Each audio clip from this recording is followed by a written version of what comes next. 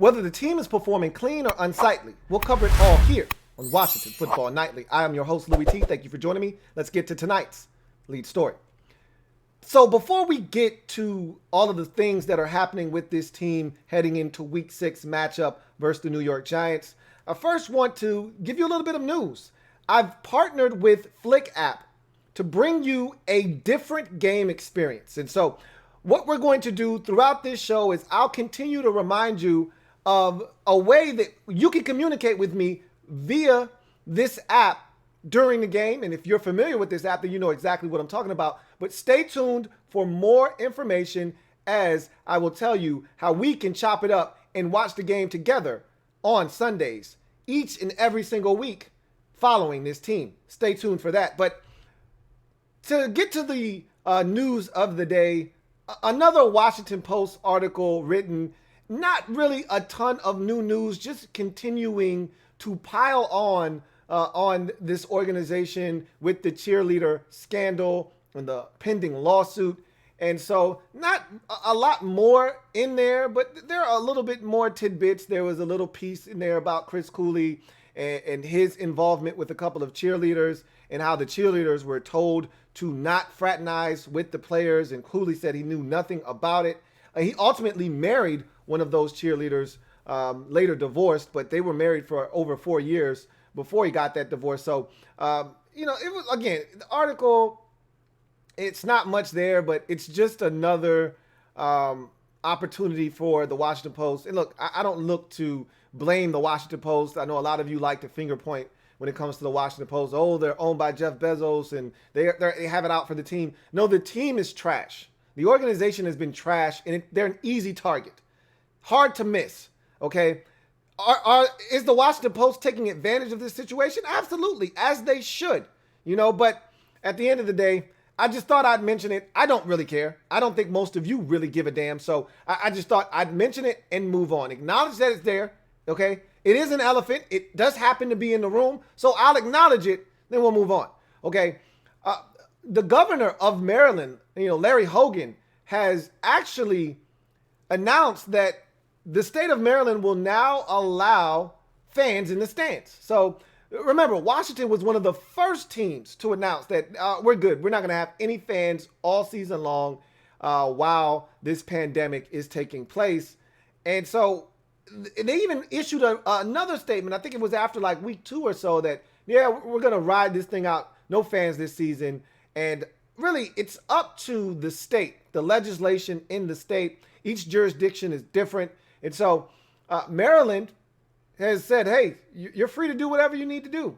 Larry Hogan has lifted the ban on fans in the stands and said they will allow 10% capacity at your stadium. So for Washington, which holds 80,000, that would be roughly 8,000 fans allowed to be in the stadium. And we've seen at these different places, I think 8,000 would be the most of any team in the league because I think you're getting some teams with like 15 and 20, but those stadiums don't hold 80,000. It might hold, 56,000, or it might hold 64,000. Well, 20% of 64,000 still isn't more than the 10% of 80,000. So I don't know that. I shouldn't make those kinds of statements. I can't do that kind of math in my head. And I did not sleep at a Holiday Inn last night. I would just venture to guess that 15% of 64,000 or 20% of 65,000 still isn't more than 8,000, but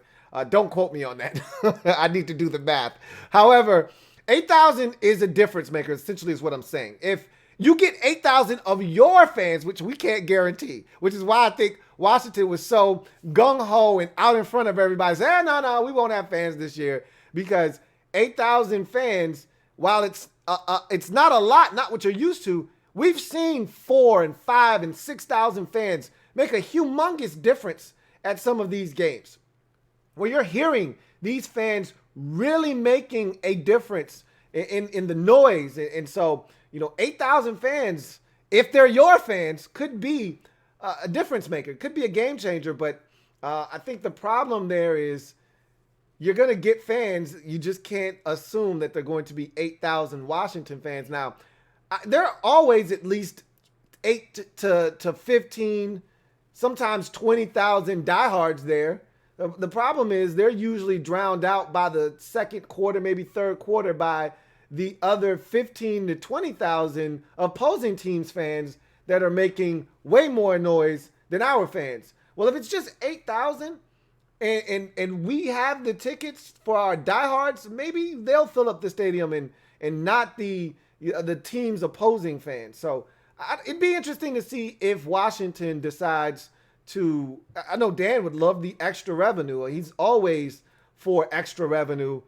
It'd be interesting to see if Washington decides to double back and change their mind and allow these fans in the stands. They did a test run, so it leads me to believe that they're entertaining the thought, because remember, this past week in the Rams game, they allowed family members there. Remember, we saw Alex Smith's family, his wife and his daughter and son, in the stands, and we saw Chase Young's mom, and we saw a lot of the family members of the team in the stands, and that was their test run to see how it would go. So I'm assuming that they're mulling over this decision, and now that it's made official that they can have fans in the stands now, I think they're going to try to take advantage of those 8,000 people that will be allowed into FedEx Field and try to get every single penny they can out of the stadium.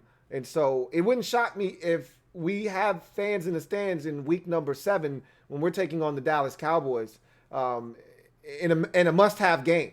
So that will be interesting, but that's another tidbit that was thrown out there this week.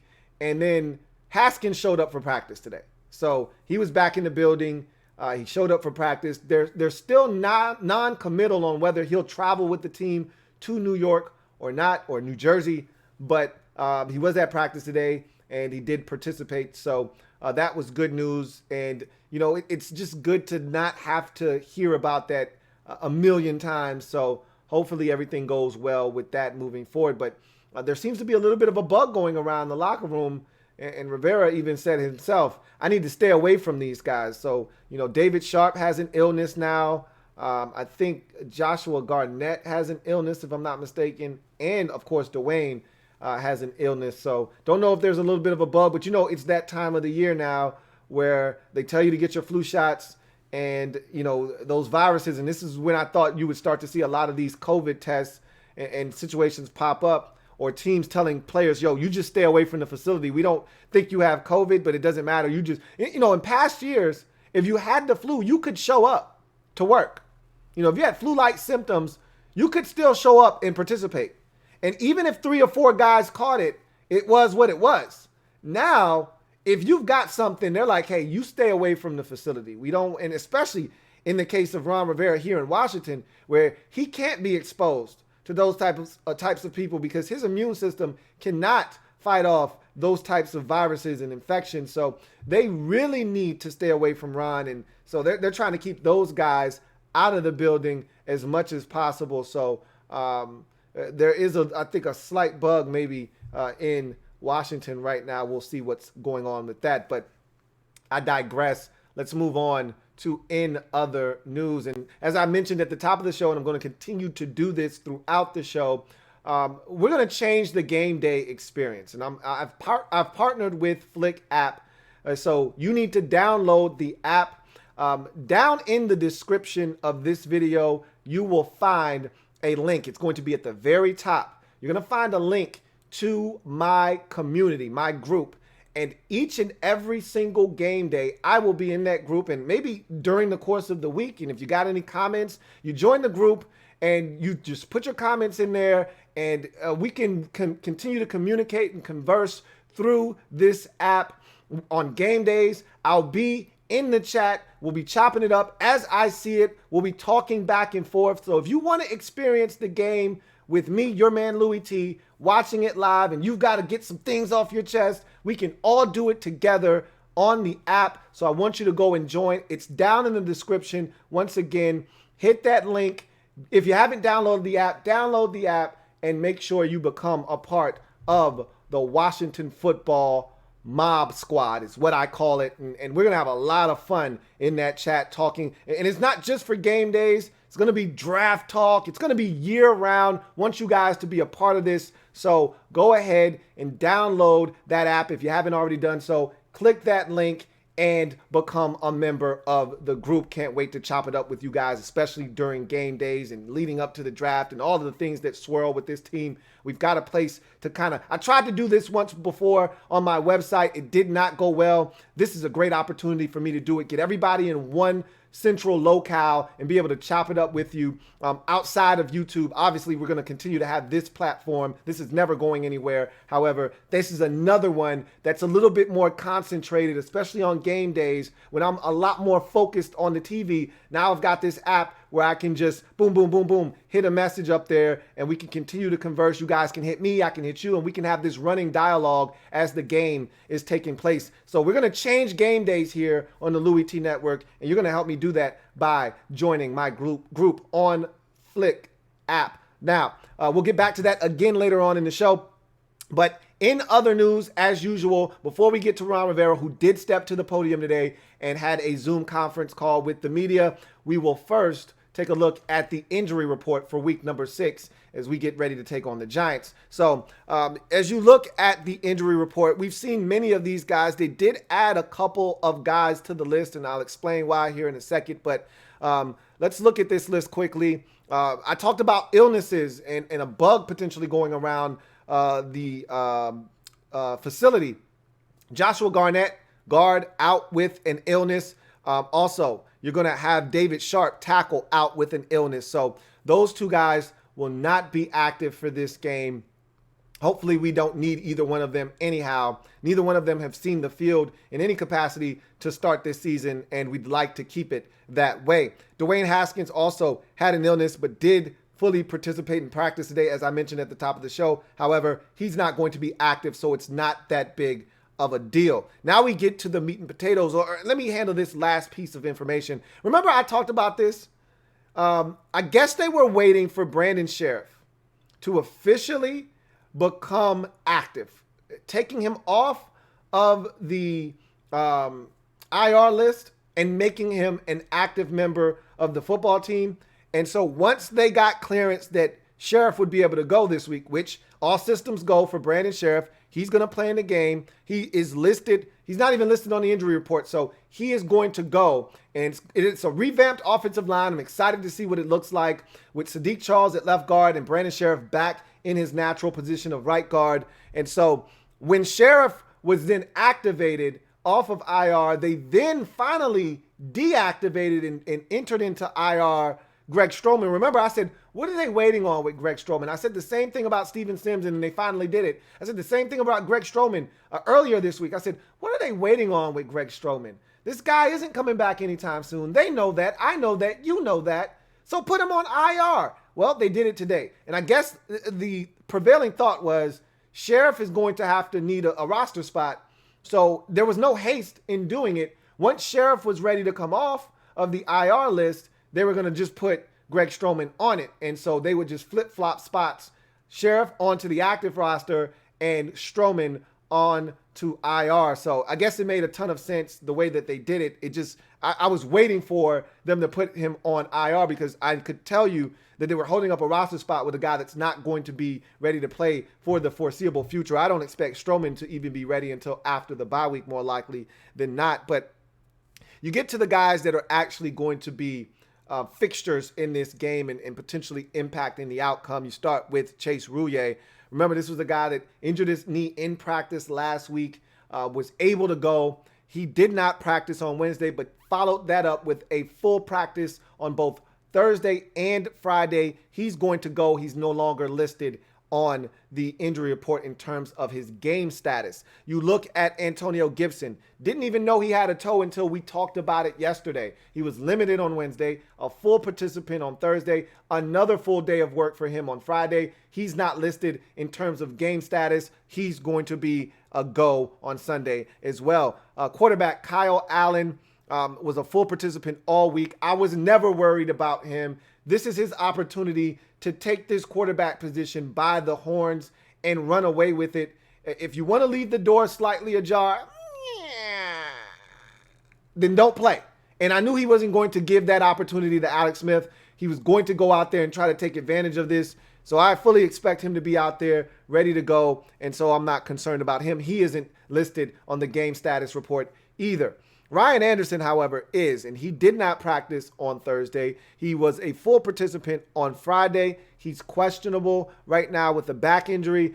I surmise that he's going to give it a go, but I would not be shocked if he did not. Washington just signed Casey Toohill, a defensive end, not too long ago. So they have depth. Also, James Smith-Williams probably going to remain active. So there are options that they can go to. Nate Orchard as well. I don't think Ryan Anderson is going to miss this football game, but we will see. Brandon Sheriff, as I mentioned already, full participant in practice today. He's no longer an issue. He's going to play in this game. And again, that's great news. You get to the Giants side of things, and every single guy on this injury report has been limited all week long. So I don't know if that's a Giants thing where if you're banged up a little bit, you just go limited on a limited basis.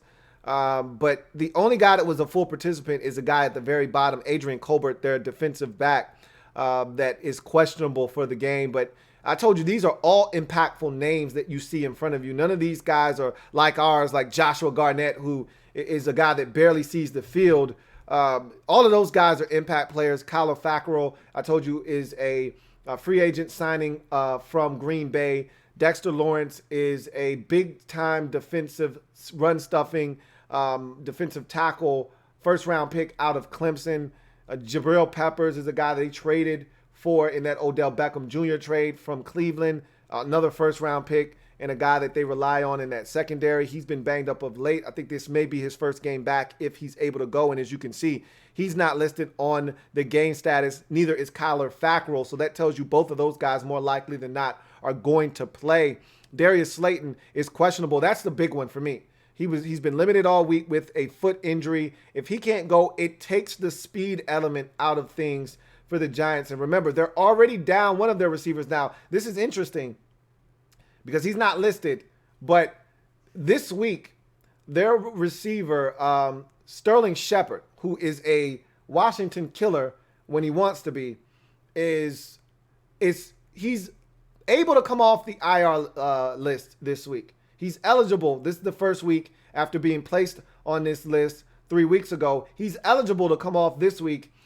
He's been practicing on a limited basis. They have not activated him yet, which is why he's not on this list.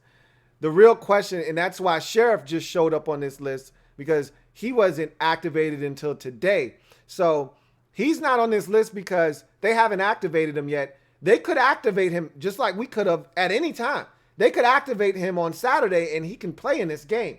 So that's another name to watch out for. I've been reading reports and they think that he won't be able to go this week, but rather next week in week number 7. They don't think he'll be ready for this week, but he's been ramping up. He's been practicing a bit this week, but they still think he's about a week away. We'll see. I'd love him and Darius Slayton to miss this game. It will really limit what is already a limited group of weapons for Daniel Jones. It will limit and restrict those weapons even further if Slayton and Sterling Shepard aren't able to go. So we'll see what happens. We've gotten breaks all year long with guys missing games. We got to take advantage of it this week if it so happens that Darius Slayton can't go and one of these other guys can't go like Dexter Lawrence. We've got to take advantage of these guys. So that's your injury report. As we get back to in other news, Ron Rivera stepped to the podium today, and he talked about the stadium, which was one of the concerns that I had. You remember the 49ers had a bunch of guys go down at MetLife Field. They really talked about not wanting to have to go back there. When they played the Jets the first time around is when they had all the injuries. They had to come back the very next week and play the Giants. And we've seen quite a few injuries at that stadium, Giants players to other players around the league. There was question about that field turf and was it any good. It's checked out, seems to be fine, but maybe it's just a freak incident or incidents that keep taking place there. But he was asked about the turf and did he have any apprehension about putting his team on that field and any of that thing, any of the sort. And he was like, nah, not really. It's football. It is what it is. They say the field's fine, it's fine. So he really dismissed that whole notion of that field really being a hazardous place to play. But he talked about Montez Sweat and his development, and talked about how he's coming along this season, and they're really pleased with what they've gotten out of him. He's been a really good defender for us this year. I like the strides that I'm seeing from Montez Sweat. Again, just like I've talked about with this defense as a whole, I'd like to see more consistency from him. But at the end of the day, he's playing well. I mean, he was dominant, utterly dominant against Cleveland. He had some impactful plays against the Eagles in week 1. I thought he did some good things last week versus the Rams.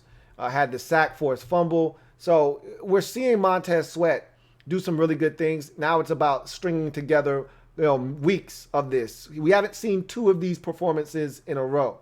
We need to see him string this together and be a little bit more consistent. But he's looked good, and Rivera acknowledged that today in his presser.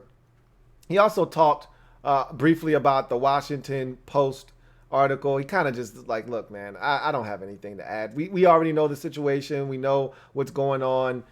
We know that that's an ongoing investigation and situation. And so, really don't have much to say on that. And he kind of glossed over it. He talked about Dwayne being at practice, kind of glossed over that. Like, yeah, he was at practice. Good to see him back. His teammates dapped him up, all that good jazz. Glad to see him there. That's what we want. And yeah, he was cool. He was at practice. So, again, not much to take away from the presser today from Ron Rivera. Also, special teams coordinator Nate Kazzer spoke as well. But again, it's the special teams coordinator. It's not really much you can gain from what he's talking about. He did talk about that fake punt against the Ravens and how they got us. And, he said there are some things that they can do a little bit better to prevent that from taking place. He also talked about the lack of returns from a punt and kickoff return standpoint. He actually is encouraged by the punt situation. He talked about 2 of the punt returns that we've had this season are longer than any punt returns we had at any point last season, which it just feels like special teams has been a bit of a letdown this season. But he's telling us, hey, we got a return from Danny Johnson last week, and we got a big return from Steven Sims versus the Browns. So we've gotten some gains and some hits in the punt return game, and I'm thinking to myself, not really. It doesn't feel that way. And then on kickoffs, he's like, yo, we really think Danny Johnson can do a pretty good job. He said, hey, Danny got one of those out to the 27-yard line, but it had a penalty, but we'll take that every time. And I'm thinking, that's a pretty damn low bar you're setting. And I get it. Anything past the 25, which is what you would get if it's a touchback, is a plus. So I understand where he's coming from with that sentiment. But at the same time, you're looking for much better field position than the 27. But I understand what he was saying. At the end of the day, there wasn't much there from Nate Kazzer. And as you would expect, he's a special teams coordinator. But I'm looking forward to this game.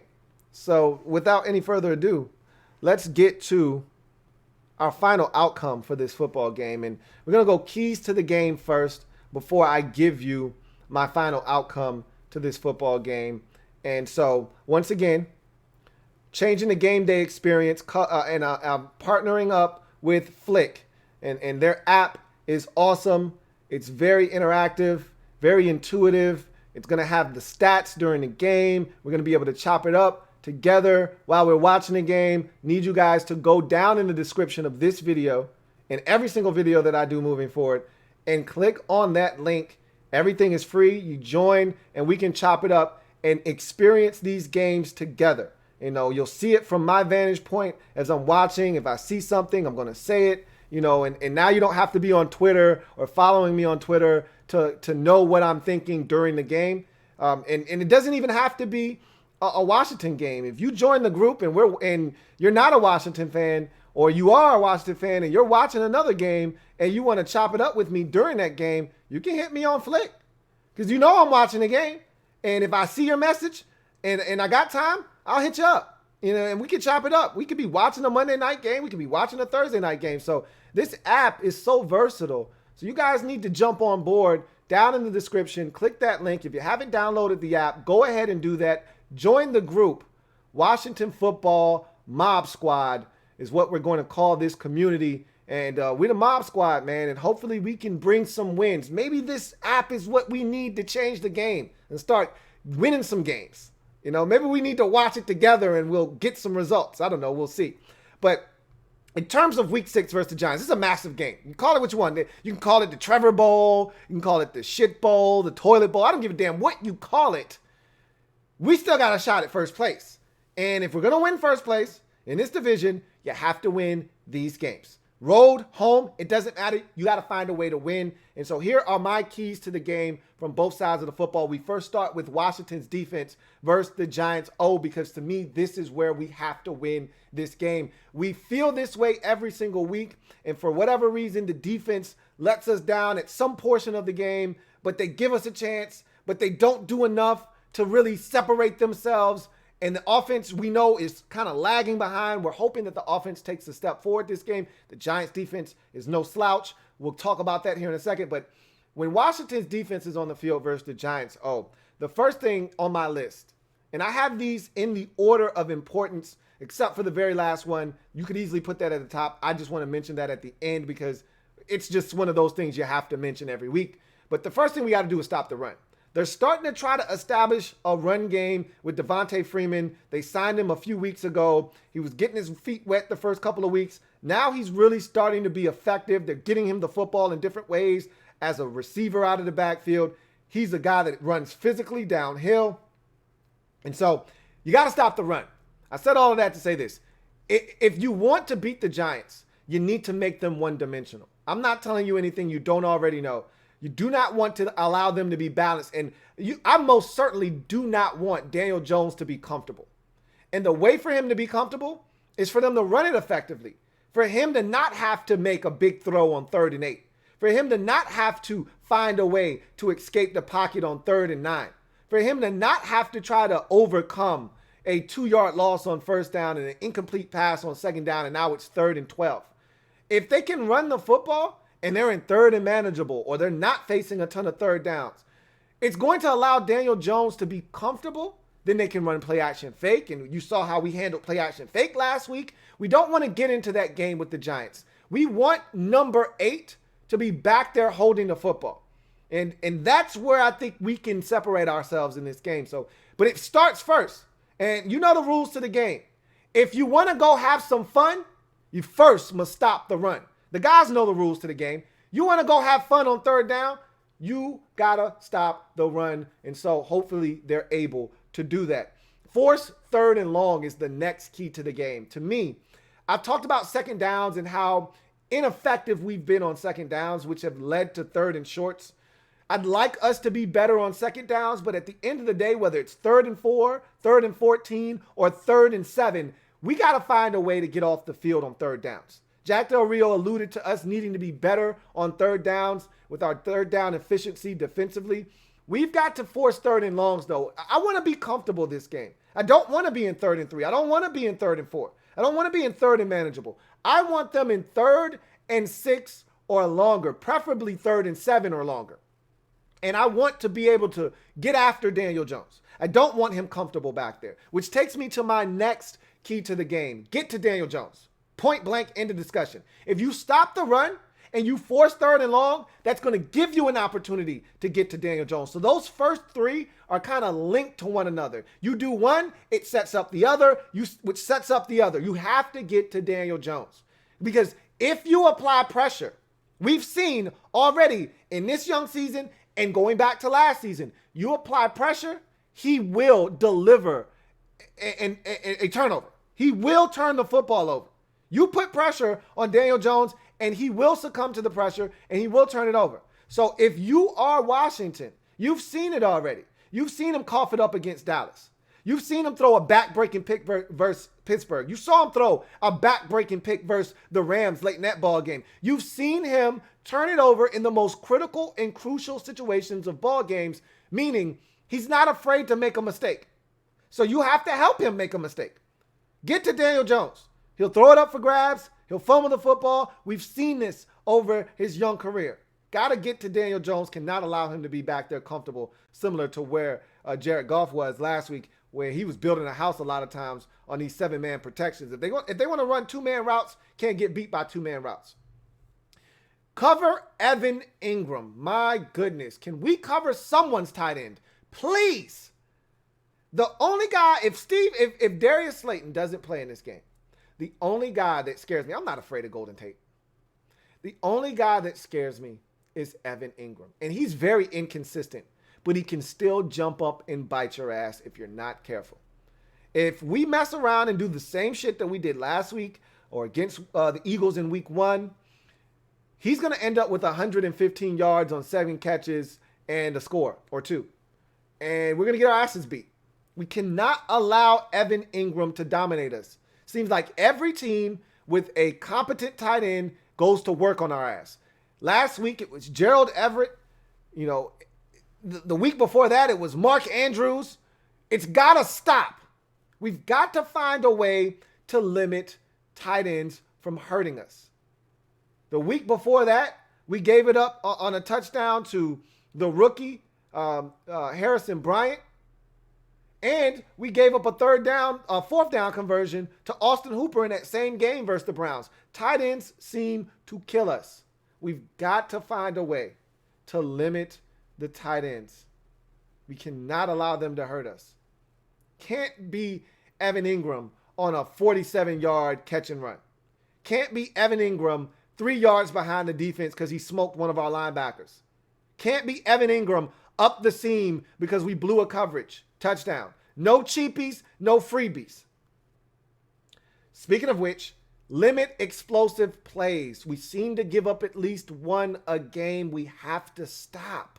The Giants are not an explosive offense. I said the exact same thing last week going into the Rams game, and what did we do? We gave up some explosive plays. A 56-yard touchdown, a 40-yard catch and run to the tight end, a 40-yard run to the running back. We've got to stop giving up explosive plays. They are backbreakers, especially when you yourself don't score a bunch of points to begin with. You have to limit against the explosive plays. The Giants aren't a big play offense. They're not. Especially if Darius Slayton isn't playing. If he's playing, he can stretch the football field vertically and hit you deep if you're not careful. But nobody else on their team right now scares me vertically. Gotta limit the big plays, but Evan Ingram can run. We know he's a 4-4 guy. So if you fall asleep behind the wheel, Evan Ingram can get you. We have to limit the big plays and make the Giants, especially with this quarterback, Daniel Jones, who we've seen take his team on a 19-play drive, and on the final play of that 19-play drive, throw an interception at the goal line. You have to make them go the length of the field and earn it every step of the way, because at any moment he can turn it over. He can make a mistake. You cannot allow them to have a 3-play, 73-yard possession that ended in a 52-yard touchdown. You have to make them earn it. It needs to be a 13-play drive. Give them every opportunity to mess it up. They're an 0-5 team for a reason. Watch special teams trickery, okay? Their head coach has a special teams background. The last time we played against a team with a special teams background, they faked a punt and they converted a fake punt against us.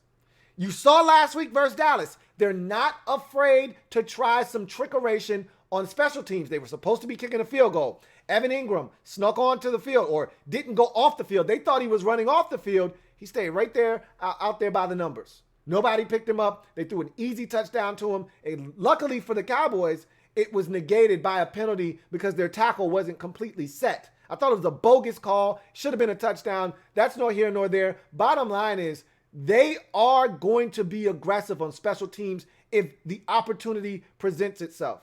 So what I'm saying is make sure the opportunity doesn't present itself. Force turnovers, win the turnover battle. Okay, this could have easily been at the very top of this list because this is something that we talk about every single week. This isn't unique to the Giants. But in this particular game, with Daniel Jones being a turnover machine, we definitely need to find ways to create some short field, some turnovers. It'd be nice like the Cowboys got last week and get a scoop and score or a pick six, something to the crib, take some of the pressure off of the offense. It'd be nice if the defense chipped in with a score of their own, but I'm not begging. I'm just asking for you to help us win the turnover battle. Force 2 Daniel Jones turnovers. I don't care if it's 2 fumbles, 2 INTs, a fumble and an INT. I really could care less. I just want it. So we got to find a way to force turnovers and win the turnover battle. As we get to our offense versus the Giants defense, let me tell you, the Giants defense is a top 10 defense in the league right now. Now, I don't know how they fared after the Dallas game where they gave up 37. But I can tell you this much. Coming into that game, they were the 6th ranked defense in the league. Those boys are playing ball over there. If you need evidence, go look at them 2 weeks ago versus the Rams. I told you already. That was a 10-9 game with 6 minutes left in the fourth quarter before Cooper Kupp caught a 55-yard touchdown pass and pushed that game out to 8 at 17-9. And they still had a chance to go down the field and get the touchdown in a 2-point conversion to tie, but Daniel Jones threw an interception. So look, what I'm essentially saying to you is this is no pushover. This Giants team is playing confident football, at least on one side of the ball. And so don't go into this game thinking, oh, we about to get healthy off this Giants defense. You got another thing coming. If you don't come with your A game, they will shut us down and they'll make us look like the Rams and the Ravens and all these games where we struggle to score, Arizona, they'll make us look like that if we don't come out here and play some good ball. That being said, first thing we need to do is something that Scott Turner brought up in his presser this week, and that's establish the run. He said he wants to get Peyton Barber in there and get him more touches and run a little bit more in between the tackles, especially if Dexter Lawrence isn't available for them. That's a good opportunity to run right in between the tackles and try to establish that run. I think we do need to run it a little bit more, take some pressure off of Kyle Allen. And you're hoping that these aren't 1 or 2 yard gains, but rather you're getting 4 and 5 and putting yourself in an advantageous situation so that you're not looking at a 2nd and 9, a 2nd and 8, where you feel the need to have to throw it. Or if you run it again and you only get another 2, now you're staring at 3rd and 6 or 3rd and 7 if you only get 1. Put yourself in a position where you bust off a 5-yard gain on first down. Now the whole playbook is open to you. You can go play action fake at 2nd and 5 if you like. You know, give yourself an opportunity. We got to establish a run in this game. Get into an offensive rhythm early, and we need to score. Okay, I felt like we actually were in a little bit of an offensive rhythm versus the Ravens a couple of weeks ago with Dwayne at the helm. Guess what? We didn't score any damn points though. What difference does it make if you're in an offensive rhythm? If you're gonna drive, to the 32-yard line, kick a 50-yard field goal and miss, doesn't really make that big of a difference. Does it make a difference like we did last game? If you pick up a couple of first downs, but you stall out and you got to punt. Establish some offensive rhythm. Put the Giants on their heels, but come away with something. In this game, it's going to be imperative that you get something. My next one is score touchdowns. You'd like to score touchdowns, not settle for field goals, but you got to get something on the board. I don't think this is going to be a high-scoring game like we saw last week with Dallas and this Giants football team. I think it's going to be a lot more subdued because you're talking about 2 offensively challenged football teams and 2 teams that think that their defenses are respectable, unlike Dallas, whose defense is a joke right now. So I don't think you're going to get 37-34 like you saw last week. I think you're going to get a much more low-scoring ball game where the team that makes the least amount of mistakes may come out on top. And so I think you got to get into a rhythm early offensively.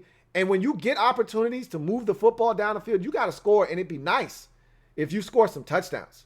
It'd be nice to score 3 touchdowns in this game. I think we've only did that once this season, and that was in the opener against Philadelphia. We got to find a way to score touchdowns. Can't be settling for a bunch of field goals. That'll get you beat. Limit mistakes. That goes without saying, but we've been pretty good in terms of staying away from penalties. We really haven't killed ourselves in the penalty department this year. I've actually been pretty impressed and pleased with the way that we've handled the penalty situation. We've been much more disciplined in that regard. But I'm talking about limiting the mistakes in terms of turnovers and missed opportunities. I don't want to go back and break down the film for you guys. And if you're not on Patreon, you need to get on Patreon. This film study is awesome. It's a great look at what we're doing, giving you some insight as to what's going right, what's going wrong, who's playing well, who's not, so you understand when moves are made, why these moves are being made. Don't just assume, because that's what the talking heads tell you. This guy isn't playing well, this guy isn't playing well, this guy's playing exceptional. See it for yourself. You make the judgment. You make the determination. Is this guy really playing well to you, or is he not?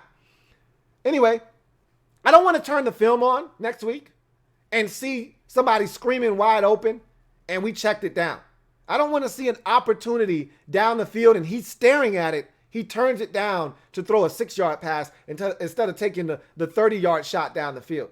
Take advantage of opportunities. That's the last one. And I'm kind of mentioning that right now. Limit the mistakes. Got to limit the turnovers. Can't miss field goals, things like that. All right. Can't have special teams being unspecial. All right. But at the same time, you got to take advantage of opportunities when they present themselves. If we force a fumble like we did this past week with Montez Sweat getting to Jared Goff and the ball's on the ground and we got a bird's eye view of the football and a great shot to recover like we did when Montez Sweat forced that fumble and Daron Payne had a chance to pounce on that ball, you have to fall on these footballs. We have to scoop them up and do something with them. If Daniel Jones makes a mistake and throws a ball up for grabs, we must pick it off. We must make him pay. If they miss an assignment, blocking wise, got to get to Daniel Jones. Make him pay. Got to take advantage of opportunities. If they blow a coverage and somebody's running wide open down the field, you've got to hit him. This can't be a situation where a guy's 3 yards behind the defense and you overshoot him and we're holding our helmet after the play. No. Make the play.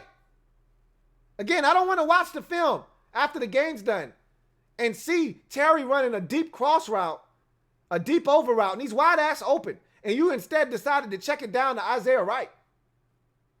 We've got to take advantage of opportunities. If Antonio Gibson has a great cutback lane, he needs to press, and then cut back. Don't predetermine cutbacks. We've got an opportunity in front of us against this Giants football team. They stink just like we do. I think they stink more. I know some of you disagree with that. That is perfectly fine.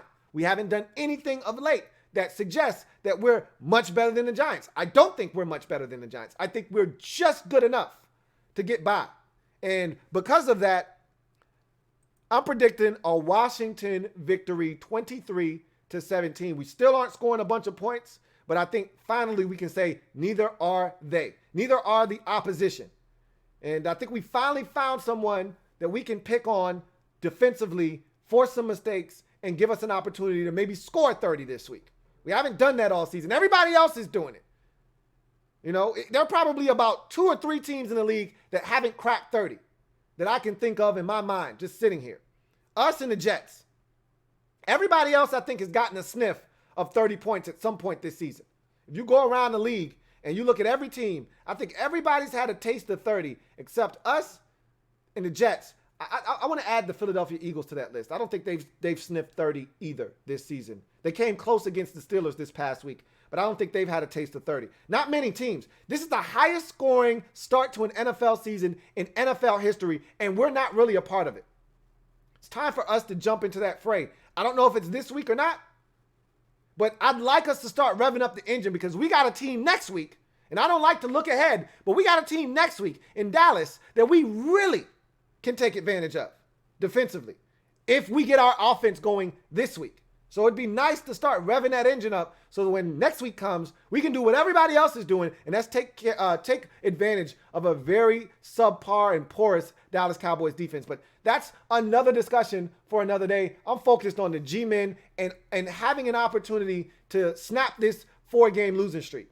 Get back into the left-hand column and start to put pressure on whomever's leading this division, whether it be Dallas or Philadelphia or whomever. I'm looking to put pressure on them. Win this game. It's there to be had. Go and get it. You keep talking about having a chance to win this division. If you're going to win this division, you got to win inside the division. The Giants are not good. Find a way to get it done. So that's going to do it for me, your man Louie T, once more. If you haven't heard already, I'm going to repeat it again. We're going to change the game. Game day experiences will never be the same. Looking to chop it up with you guys. And I want to do that via the app Flick. Okay. The link is down in the description of this video and all videos that I'll be doing moving forward, where you can join the app, become a part of the community, Washington Football Mob Squad, where we're going to chop it up for every Washington football game. We're going to be live talking about the game in real time. As things happen, we'll be conversing with one another. Looking forward to chopping it up with you guys. And as I mentioned, you can use this to do a number of different things. You can use this for notifications when I go live on YouTube. You can use this for different games. You could be watching a random game and decide, man, I wonder if Louie T's watching this game and what he thinks of this. And you can hit me up and we can converse. You can use this app for so many different things, but I want you guys to get in the game for Washington games in particular so we can chop it up. And as the game is happening, you may see something that I don't see, and you can bring it up right there in real time, and we can talk about it on the app Flick. Down in the description, the link is there. Click the link, download the app if you don't already have it. Become a member of the Washington Football Mob Squad and join the community so we can chop it up and talk about Washington football. And so it's going to be not just during the season, during the draft and free agency and everything. You see something, you see an article, you want to chop it up and talk about it, hit me on Flick. So download the app, become a part of the community. Can't wait to see you guys join and get this community as big as possible. You know somebody that's a Washington fan? Tell them to join. They may not follow me on Twitter or IG, or they may not watch my YouTube videos, but they may want to be in this community. Tell them to join. All right. It's going to be a big community where we talk Washington football team all day long. Okay. So with that being said, I'm going to glide to the side, allow you to get your weekend started. Looking forward to chopping it up with you guys on the app. So make sure you go ahead and download that. Down in the description, you will find the link. Download the app, join the community, and let's get this party started. And also, we're still going to be live after the game for overtime, and everything else is going to remain the same. But we're going to add another. Big piece to the puzzle on game days. Us chopping it up with one another as we watch these games unfold. So I look forward to that. I'm your man Louie T, signing off. Remember, if it's not your man T, it's not the best NFL coverage it could be. Remember, if you haven't already done so, hit that subscribe button. What are you waiting on? Turn on that notification bell so you don't miss a thing, and hit that like button on the way out. And don't forget to download that app and join the community. I'm your man Louie T. This has been Washington Football Nightly. Leave your score and more down in the comment section. Can't wait to read and see what you think about this upcoming game versus the Giants. I'll see you guys next time. Have a good one. Here comes the Diesel. Here comes the Diesel. There's the snap. Hand to Riggins. Good hold. He's got the first down to the 40. He's gone. The 35, the 30, the 20.